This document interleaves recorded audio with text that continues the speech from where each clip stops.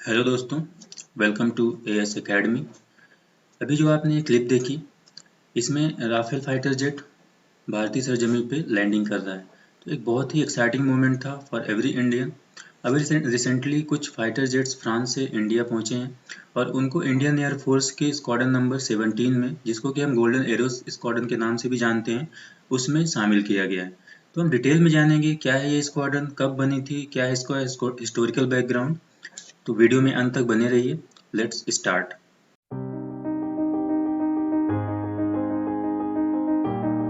दोस्तों, अभी recently end of July 29 जुलाई को 5 राफेल फाइटर जेट्स फ्रांस से यूएई होते हुए इंडिया के अंबाला एयरफोर्स स्टेशन पे पहुंचे हैं और इन्होंने लगभग 7000 किलोमीटर का सफ़र यहाँ पे तय किया है।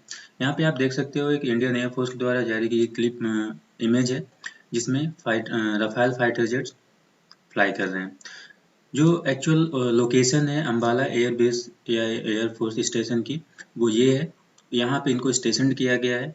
अगर हम बात करें राफेल फाइटर जेट की, तो ये इंडिया और फ्रांस गवर्नमेंट के बीच में गवर्नमेंट टू गवर्नमेंट डील है। इसमें इंडिया ने 36 राफेल फाइटर जेट्स की डील की है फ्रांस के साथ, जिनमें से एक फाइटर जेट लास्ट ईयर हमें मिल चुका है ऑलरेडी, और अभी रिसेंटली 5 फाइटर जेट इंडिया पहुंचे हैं। एक्चुअली 5 नहीं, यहाँ पे 10 फाइटर जेट फ्रांस ने इंडिया के लिए तैयार किए हैं। तो 5 अभी फ्रांस में हैं, जिनके साथ इंडियन एयरफोर्स के पर्सनल सभी ट्रेनिंग कर रहे हैं, और 5 इंडिया पहुंच गए हैं। और जो रिमेनिंग एयरक्राफ्ट्स हैं वो मोस्ट प्रोबेबली 2021 में इंडिया पहुंच जाएंगे।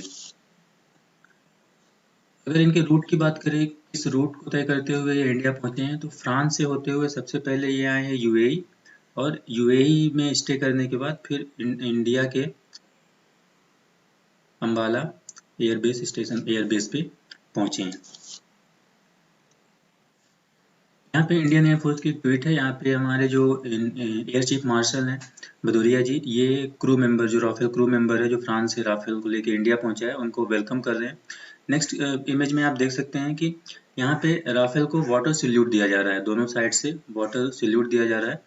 तो ये एक परंपरा है इंडियन एयरफोर्स में, जब भी कोई नया एयरक्राफ्ट ज्वाइन करते हैं या फिर उसको रिटायर करते हैं, दोनों सिचुएशन में उसको वाटर सल्यूट दिया जाता है। तो यहाँ पे रफाल को भी उसी ट्रेडिशन के अकॉर्डिंग वाटर सल्यूट दिया गया। यहाँ पे आप देख सकते हैं कि 7 एयरक्राफ्ट यहाँ पे आपको फ्लाई करते हुए दिखेंगे। एक्चुअल में यहाँ पे जो 5 एयरक्राफ्ट है इनिशियल, वो राफेल फाइटर जेट हैं, और बाकी जो साइड वाले 2 हैं वो सुखोई 30 हैं। जब Rafale fighter jet Indian airfield में इंटर हुए, तो सुखोई 30 उनको स्कॉट करने, उनका वेलकम करने के लिए यहाँ पे हैं। और इसी तरह इंडियन नेवी ने भी इनका वेलकम किया था। आपने एक क्लिप देखी होगी जिसमें नेवी के साथ इनका कन्वर्सेशन दिखाया गया है। अगर हम बात करें इंडियन एयरफोर्स की, थोड़ा सा इंडियन एयरफोर्स के बारे में जान लेते हैं। Indian air force actually Indian armed force की एक बहुत ही इंपॉर्टेंट आर्म की तरह एक्ट करती है। अगर इसके पर्सनल्स और एयरक्राफ्ट एसेट्स के पॉइंट ऑफ से देखें, तो ये वर्ल्ड की 4th लार्जेस्ट एयरफोर्स है। जो इसका प्राइमरी मिशन होता है, प्राइमरी टास्क होता है, वो होता है इंडियन एयर स्पेस को सिक्योर करना और आर्म्ड कॉन्फ्लिक्ट के टाइम पे एरियल वारफेयर कंडक्ट करना। That is the prime target of Indian air force, prime task of Indian air force. Officially Indian air force को 8 अक्टूबर 1932 में as a auxiliary air force establish किया गया था, और इसको जो मेन पहचान मिली वो मिली थी वर्ल्ड वॉर सेकंड में, और उस टाइम फिर इसमें एक प्रीफिक्स रॉयल ऐड कर दिया गया। और जब इंडिया 1947 में इंडिपेंडेंट हुआ फ्रॉम यूनाइटेड किंगडम, तो इसका नाम रॉयल इंडियन एयरफोर्स रखा गया। बाद में जब हम रिपब्लिक बने 1950 में, तो रॉयल प्रीफिक्स को हटा दिया गया। अगर हम इंडियन एयरफोर्स के स्ट्रक्चर की बात करें, तो इंडियन एयरफोर्स में कई सारे कमांड डिवाइड किए गए हैं। फिर कमांड के अंदर विंग और स्टेशंस आते हैं, और स्टेशंस के अंदर स्क्वाड्रंस और यूनिट्स होती हैं, और स्क्वाड्रन के अंदर फ्लाइट्स और फ्लाइट्स के अंदर सेक्शंस होते हैं। तो इस तरीके से एयरफोर्स को के स्ट्रक्चर को डिवाइड किया जाता है। अगर हम कमांडर की बात करें, तो सुप्रीम जो कमांडर होता है तीनों सेनाओं का, वो हमारे प्रेसिडेंट होते हैं। तो यहाँ पे एयरफोर्स के भी जो सुप्रीम कमांडर हैं वो प्रेसिडेंट ही हैं।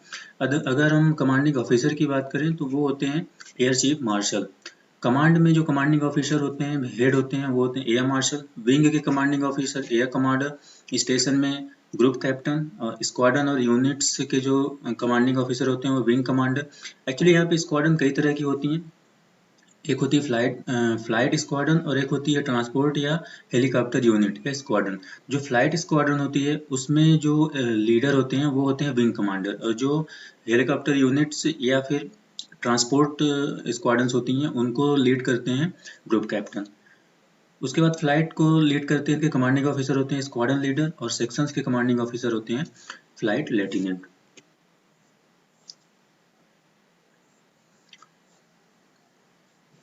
अगर कमांड की बात करें तो इंडियन एयर फोर्स को 7 कमांड में कैटेगराइज किया गया है, जिनमें से 5 ऑपरेशनल कमांड है और 2 फंक्शनल कमांड है। जो ऑपरेशनल कमांड होते हैं उनका मेन पर्पस या मेन वर्क क्या होता है, उनके लिए जो रिस्पॉन्सिबिलिटी एरिया डिसाइड किया गया उसके अंदर मिलिट्री ऑपरेशंस को कंडक्ट करना with the use of aircraft, ये मेन वर्क होता है ऑपरेशनल कमांड का। और जो फंक्शनल कमांड होते हैं वो मेन मेंटेनेंस, ट्रेनिंग, इस तरह की जो एक्टिविटीज होती हैं, कॉम्बैट रेडीनेस करना, ये सब काम फंक्शनल कमांड्स करती हैं। तो जो 7 एयर कमांड है इंडियन एयर फोर्स में, उनमें से एक है सेंट्रल एयर कमांड जिसका जो हेडक्वार्टर है इलाहाबाद में है, ईस्टर्न एयर कमांड शिलोंग में हेडक्वार्टर है, साउदर्न एयर कमांड तिरुवनंतपुरम में केरला में, साउथ वेस्टर्न गांधीनगर में हेडक्वार्टर है, western air command new Delhi में, और ट्रेनिंग कमांड जो है वो बेंगलोर में, और मेंटेनेंस कमांड नागपुर में है। तो ये जो ट्रेनिंग और मेंटेनेंस कमांड है ये होते हैं फंक्शनल कमांड। इनके अलावा जो ये 5 कमांड है ये होते हैं ऑपरेशनल कमांड।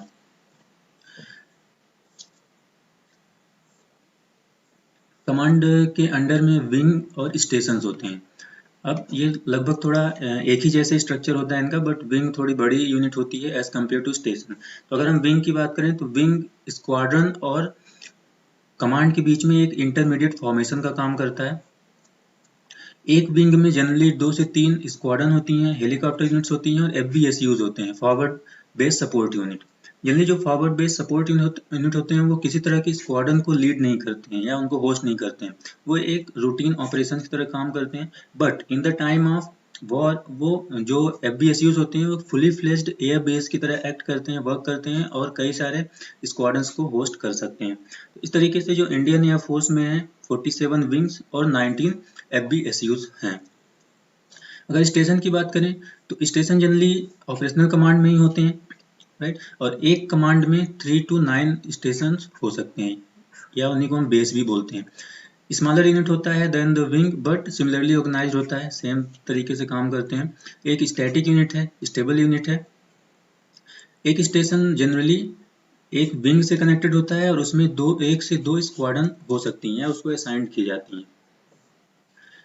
अगर स्क्वाड्रन की बात करें तो स्क्वाड्रन एक फील्ड यूनिट होता है जो कि एक स्टैटिक लोकेशन के साथ अटैच होता है, मींस स्टेशन या बेस के साथ अटैच होता है।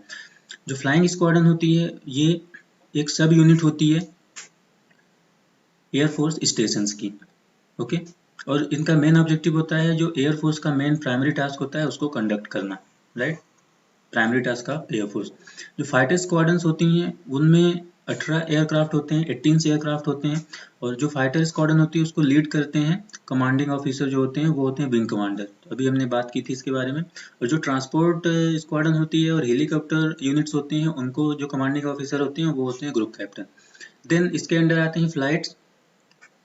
फ्लाइट्स एक सब डिवीजन होता है स्क्वाड्रन का और कमांडेड बाय स्क्वाड्रन लीडर। इसके जो कमांडिंग ऑफिसर होते हैं स्क्वाड्रन लीडर होते हैं। और हर एक फ्लाइट में 2 सेक्शंस होते हैं, सेक्शंस फ्लाइट के अंदर आते हैं और सबसे छोटी यूनिट होती है एयरफोर्स के वर्किंग जो स्ट्रक्चर होता है उसमें। तो सेक्शन स्मॉलेस्ट यूनिट होती है और एक सेक्शन में 3 एयरक्राफ्ट होते हैं। इस तरीके से अगर हम देखें तो एक स्क्वाड्रन में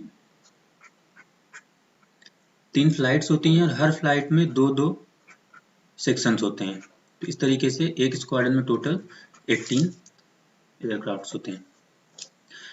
अगर डे टू डे ऑपरेशंस के पॉइंट ऑफ व्यू से देखें तो इंडियन एयर फोर्स को 3 कैटेगरी में क्लासिफाई किया जाता है। 3 ब्रांच होती हैं mainly, flying branch, technical branch and ground branch.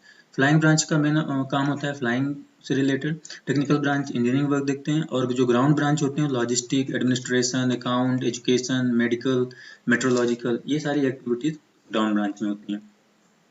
अब अगर हम बात करें स्क्वाड्रन की, स्क्वाड्रन नंबर 17 इंडियन एयरफोर्स में कई सारे स्क्वाड्रन्स हैं, अभी वर्किंग में भी हैं, कुछ ऐसी हैं बंद भी हो चुकी हैं, उन्हीं में से एक है स्क्वाड्रन नंबर 17। तो एक्चुअली स्क्वाड्रन नंबर 17 जो है वो अम्बाला एयर बेस स्टेशन पे है जो कि वेस्टर्न एयर कमांड का पार्ट है। स्क्वाड्रन को 2016 में नंबर प्लेटेड खत्म कर दिया गया था, बंद कर दिया गया था, बट उसको बाद में फिर से रिजरेक्टेड किया गया, पुनर्जीवित किया गया 11 सितंबर 2019 को, जब इसका रिजरेक्शन सेरेमनी थी, जब इसको फिर से स्टार्ट किया गया। तो ये उसकी एक क्लिप है।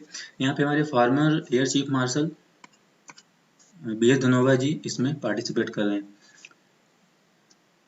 गोल्डन एरो एक्चुअल में इसका एक निक नेम है, स्क्वाड्रन नंबर 17 का निक नेम है।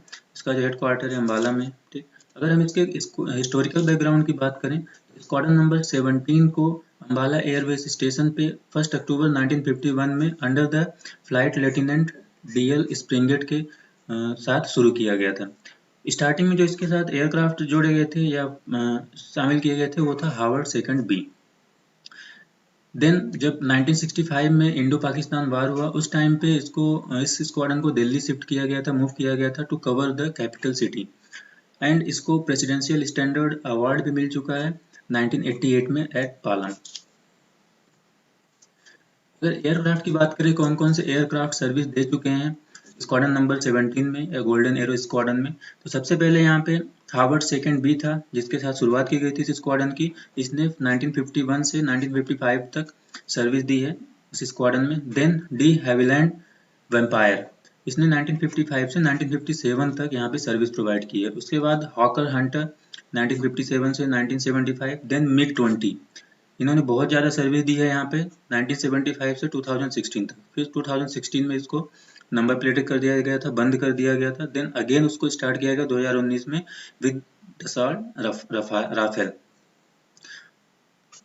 तो अभी अपने पास सिर्फ 5 एयरक्राफ्ट आए हैं, एक और पहले आ चुके हैं, 6 एयरक्राफ्ट आए हैं और आने हैं अपने पास 36। तो अगर इन सभी को मिला के जो स्क्वाड्रन बनेगी, यहाँ पे 2 स्क्वाड्रन बनेगी 18 एयरक्राफ्ट के साथ। तो राफेल की 2 स्क्वाड्रन यहाँ पे एक्टिव रहेगी इंडियन एयरफोर्स में। That's all for today. Thanks for watching. Like and subscribe the channel. Thank you.